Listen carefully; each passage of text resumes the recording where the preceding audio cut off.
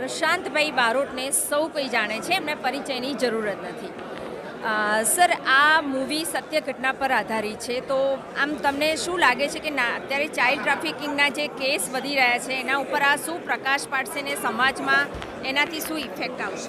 બિલકુલ, આ એક તમે કહ્યું એમ સત્ય ઘટના ઉપર આધારિત પ્રેરિત ફિલ્મ છે અને એમાં ચાઇલ્ડો સાથે જે ગેરવર્તાવ થતો હોય છે, એમનું ટ્રાફિકિંગ થતું હોય છે અને ટ્રાફિકિંગ પછી શું પરિસ્થિતિ સર્જાતી હશે એનું તો થોડીક વાત કરી છે, પરંતુ સાથે સાથે પેરેન્ટિંગ માટે પેરેન્ટિંગ કેવું હોવું જોઈએ, બાળક સાથે કેવી રીતે તમારું વ્યવહાર અને વર્તન હોવું જોઈએ એ પણ થોડું દર્શાવવામાં આવ્યું છે. એક સંવેદના, ઇમોશન્સ, ક્યુરિયોસિટીથી ભરપૂર એક એન્ટરટેનિંગ ફિલ્મ છે અને હું આશા રાખું છું કે પ્રેક્ષકોને આ ફિલ્મ ખૂબ ગમશે.